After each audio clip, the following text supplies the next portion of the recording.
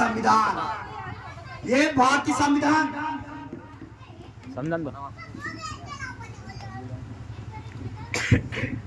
बताओ अम्बेडकरवाद की क्या पहचान है? नीला गमछा संविधान। इस संविधान को बचाओगे ना? बचाओगे कि नहीं? बताओ। बचाएंगे। बचाओगे? यही संविधान को बचाने की जरूरत है। ये संविधान है तो हमें सम्मान का अधिकार है। आज जब हमारे समाज के कमजोर तबके के लोग जब बड़े बड़े पदों पे, बड़े बड़े लेवलों पे जाके जब बोलते हैं ना, तो बंधुआर विचारधारा के व्यक्तियों में दर्द होना, क्या दर्द होता है कि जो लोग हमारे सामने बैठते नहीं थे, आज जो हमारे सामने आंख में आंख मिलाकर बात करते हैं, तो ये भारतीय संविधान की देन है, ये अम्बेडकर की देन है।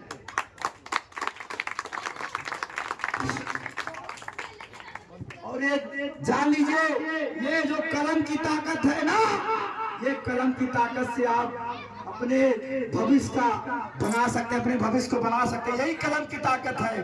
तो मैं आप सभी माताओं बहनों से कहना चाहूंगा, जो भी हमारे माता बड़े भाई पिता हैं, तो उनसे कहना चाहूंगा कि आधी रोटी कम खाना, आधी रोटी कम खाना, लेकिन अपने बच्चों को पढ़ाना।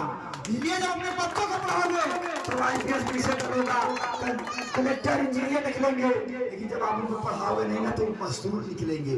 जाके बेचारे 300 रुपया का दिहाड़ी करेंगे, बताओ परिवार चल पाएगा 300-400 रुपया में? आज हमारी स्थिति यही हो गई है।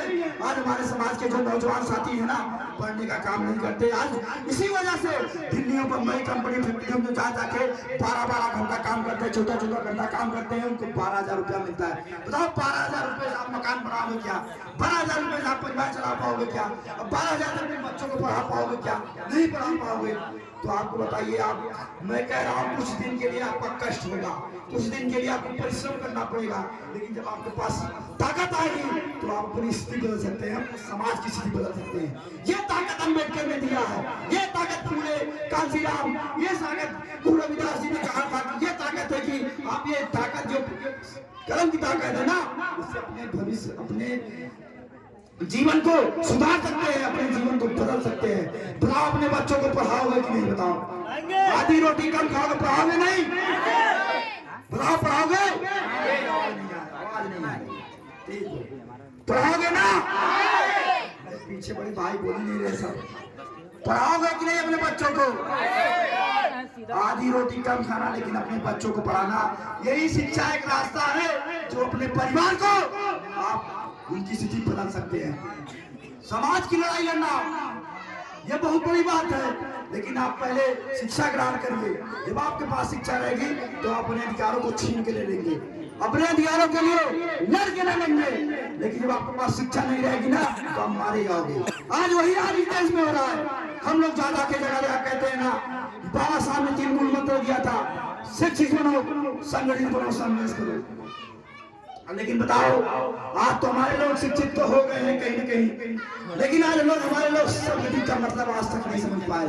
आज मैं इस गांव में देख रहा हूँ, संगठित का मतलब आज तक के लोग अम्बेडकर फूले की बात नहीं समझ पाए। संगठित का मतलब यही था क्या? बताओ। इसी के लिए बाबा साहब ने 4 बच्चे कुर्बान किए थे। इसी के लिए गोल में सम्मेलन में हमारे वोट की ताकत के लिए गए थे। बताओ, बोलते नहीं आ रही। बताओ, इसी वोट की ताकत के लिए बाबा साहब ने गोल में सम्मेलन पहली बार गए थे, ताकि उस समाज को, जो कमजोर तबका समाज है, अपने अधिकारों के लिए वंचित ना रह जाए, जो इसको इस देश में नहीं दिए।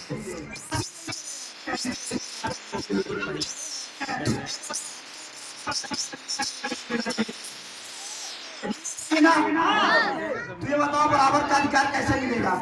शिक्षा से मिलेगा। जब आप पढ़ोगे तब जाके आप लड़ोगे, तब जाके मांगोगे, अधिकार छीनोगे। ये नहीं कहा बाबा साहब ने कि आप लड़ो, लड़ना नहीं है, हमें पढ़ना है।